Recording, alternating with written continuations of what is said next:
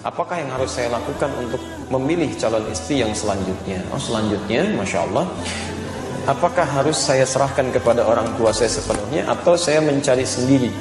Baik, mana yang lebih baik? Alhamdulillah. Baik, ada yang mau jawab? Baik, ya, tidak usah ngarang ya, karena kita fokusnya pada Al-Quran, kita kembalikan pada Al-Quran. Silahkan Anda catat dulu dalilnya. Pertama, Quran surah ke-24 An-Nur ayat ke-26. Ikhtiarnya ada di Quran surah ke-49 ayat 13. Ayat 13. Tuh, perhatikan kalimat Qurannya. Lihat hukum Allahnya ya. Al-khabithatu lil-khabithina wal-khabithuna lil-khabithati wat-tayyibatu lit-tayyibina wat-tayyibuna lit-tayyibat. Perhatikan hukumnya. Dalam hal berkehidupan itu kata Allah, maka dipasangkan yang buruk ketemu yang buruk lagi. Sebaliknya yang baik ketemu dengan yang baik lagi. Bila Anda laki-laki yang baik, maka Anda pun akan dipertemukan dengan perempuan yang baik.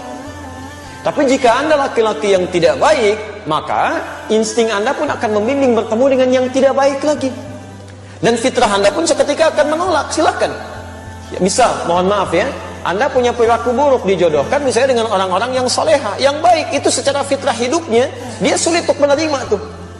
Ya, hati kecilnya ada penolakan dalam jiwanya. Di baik akan ketemu baik, jelek akan ketemu jelek. Maka kalau Anda ingin menemukan pasangan yang baik, maka jadilah orang baik.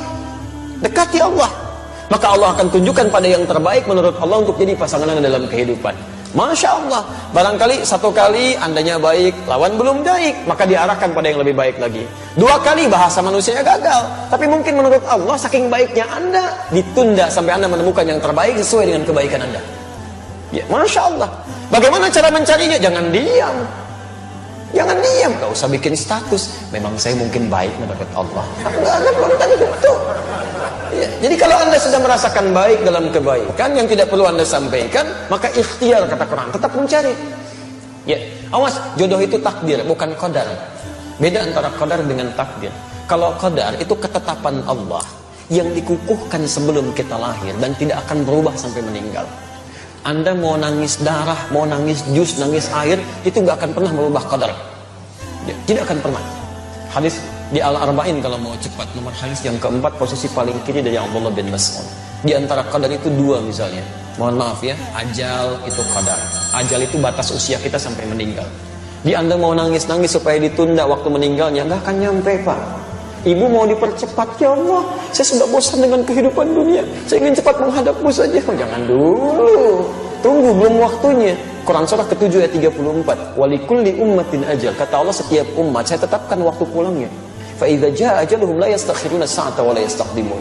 Ketika selesai waktunya, itu tidak akan pernah ditunda, dimajukan pun enggak bisa, dan malaikat maut pun enggak akan bisa merubah itu.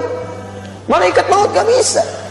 Ya. Begitu waktunya tepat, Ustaz Adi meninggal malam ini jam sekian, selesai. Karena Ustaz sedang ceramah, terusin aja dulu. Saya pergi ke salah satu jamaah dulu aja. Pak, Allah saya nggak bisa.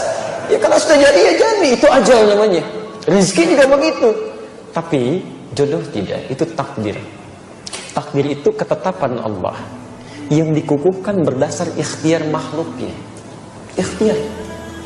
Ya. Jadi kita harus ada ikhtiar dulu, baru Allah tetapkan, diberikan jalan.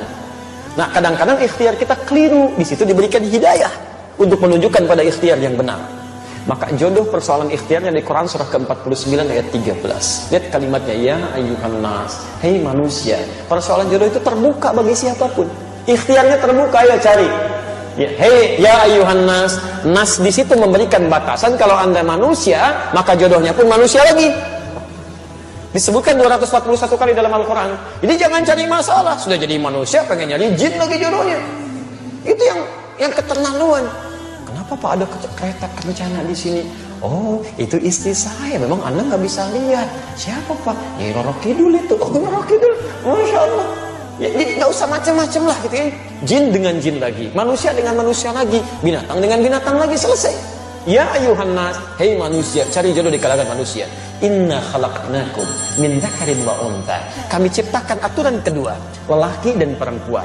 Jadi jodoh Anda itu adalah jodoh yang berlawanan jenisnya, laki-laki ketemu perempuan. Hati-hati, ini aturan umum ini. Jadi nggak bisa kalau ada laki-laki ketemu laki-laki, bukan jodoh namanya. Joni itu. Ya. Perempuan dengan perempuan itu bukan jodoh juga. Maaf ya, tidak harus menjadi manusia untuk memahami seperti itu. Binatang saja mengerti. Silahkan cek itu saat Idul Adha. Al-Ihsan membeli kambing, Masya Allah, disimpan di situ. Kambing itu karena nggak punya nilai takwa, punyanya cuma nafsu, sedangkan nafsu membawa kepada amarah yang tidak baik. Quran surah 12 ayat 53. Innan nafsa la'ammaratun bisu. Walaupun di dekat masjid suara azan itu bergelimang nyampe ke pendengaran kita, kambing nggak akan peduli. Kalau sudah datang hasratnya, kambing jantan ngejar-ngejar yang betina. Begitu. Tapi Masya Allah, saking sadarnya kambing, yang jantan ngejar yang betina. Sampai hari ini saya belum pernah temukan, dan tidak ada artikel ilmiah mengatakan kambing jantan mengejar yang jantan lagi, kambing betina nunggu-nunggu dikerjain sama kambing betina lagi. Demi Allah saya katakan, tidak ada istilah sampai hari ini kambing lesbi, sapi homo misalnya. Dan Anda bisa tertawa tuh. Kenapa Anda tidak menertawakan manusia-manusia yang homo dan lesbi untuk dia kembali pada kebaikan? Itu poin yang harus kita ambil. Jadi dengan beda ini, itu baru jodoh. Ya, ada kemarin kalimat menarik tuh waktu aksi 212 itu kan, ada salah seorang dai menyampaikan, kita itu jadi baik karena diciptakan beda. Coba lihat orang tua kita pertama, Adam lawannya siapa? Hawa, maka lahirlah kita. Karena ada Adam, karena ada Hawa, orang tua kita beda. Coba kalau diciptakan Adam dengan Asep, gak akan jadi Anda. Ya, Hawa dengan Siti, jadi Siti Hawa, cuma dua itu aja gak akan nyambung. Jelas ya? Nah, ketika Anda merasa beda, cari pasangannya. Di mana? Syu'ubah wa qabaila. Syu'ubah, cari tempat yang beda-beda komunitasnya. Masya Allah, beda RT. Gak ketemu satu RT, kata Allah cari di beda RW. Gak ketemu satu RW, kelurahan masih ada. Kecamatan terbentang, kabupaten cukup luas, Masya Allah. Gak ketemu, mungkin jodoh Anda bukan di provinsi ini, cari provinsi lain. Gak ketemu, saking hebatnya Anda, jodoh Anda bukan orang Indonesia, mungkin orang Malaysia. Gak ketemu, mungkin orang Afrika. Cari itu sampai ke ujung bumi, masih ada. Bahkan waqabail, mungkin RT-nya sama, tapi sukunya mungkin beda. Kamu nyari di suku ini, kata Allah bukan yang ini jodoh kamu, mungkin cari di yang lain. Cari sampai dengan ketemu. Masa iya semuka bumi gak ada yang cocok dengan Anda? Kalau nggak cocok, mungkin bidadari jodoh Anda itu ya. Tunggu itu sampai dengan kebaikan-kebaikan tercipta. Insya Allah diberikan kebaikan-kebaikan sepanjang ada ikhtiar di situ. Tapi ingat, aturan ikhtiar itu diikat dengan nilai terakhir. Inna akramakum indallahi atqakum. Yang terbaik di sisi Allah bukan yang menghadirkan suasana mencari jodoh dengan cara yang buruk, tapi dengan cara yang takwa.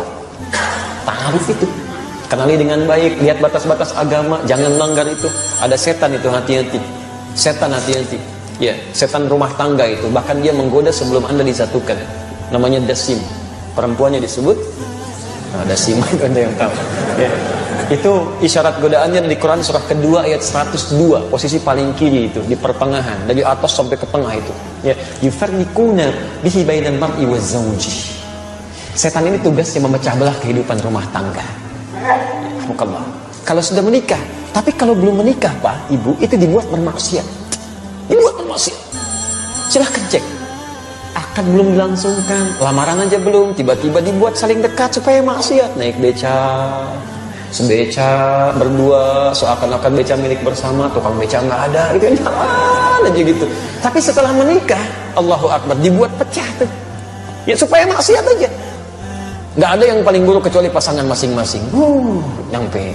Masya Allah, yang lain jadi baik. Pada suami, pasangan sendiri, istri sendiri, kalimat-kalimat jadi berubah. Pak, ngantar anak dulu ya, istrinya. Ya udah sana, istri orang. Ngantar anak dulu. Masya Allah, lembutnya luar biasa. Ya, Pak, nih makanan udah siap. Ini tehnya, ini kopinya. Ya udah mah. Suami orang, teh apa kopi Pak? Masya Allah gitu ya. Lembut sekali. Bisa nggak dipraktekkan dalam kehidupan itu? Itu tidak mudah kalimat demikian. Ya. Jadi, nah itu yang kiranya bisa dihadirkan teman-teman sekalian. Silahkan ikhtiarkan, mudah-mudahan Allah